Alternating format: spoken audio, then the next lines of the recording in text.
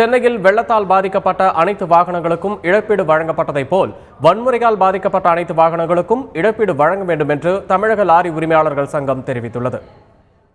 கர்நாடக அரசானது பாதிக்கப்பட்ட lorry உரிமையாளர்களுக்கும் bus உரிமையாளர்களுக்கும் இதனால் பாதிக்கப்பட்ட லாரி டிரைவர்களுக்கும் பேருந்து உரிமையாளர்களுக்கும் தகுந்த நஷ்ட ஈட்டினை உடனடியாக வழங்க வேண்டும்.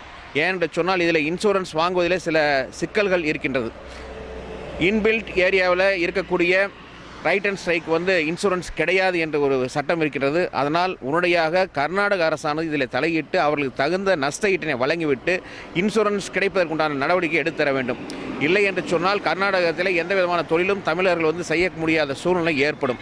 எப்படி இப்போ மெட்ராஸில் திடீர்னு வெள்ளம் வந்தோடனே எல்லா சட்டத்திட்டெல்லாம் நீக்கிவிட்டு வெள்ளத்தில் பாதிக்கப்பட்ட வாகனங்களுக்கு எவ்வாறு இன்சூரன்ஸ்க்கு கிளைம் கொடுத்தாங்களோ அது மாதிரி லாரி உரிமையாளர்களுக்கும் உடனடியாக கிளைம் கொடுக்கக்கூடிய நடவடிக்கையும் பஸ்ஸுக்கும் கிளைம் கொடுக்கக்கூடிய நடவடிக்கையும் பாதிக்கப்பட்ட டிரைவர் கிளீனர் பெருமக்களுக்கும் ஓட்டுநர்களுக்கும் கிளைம் கிடைப்பதற்குண்டான நடவடிக்கை எடுக்க வேண்டும் என கேட்டுக்கொள்கிறோம்.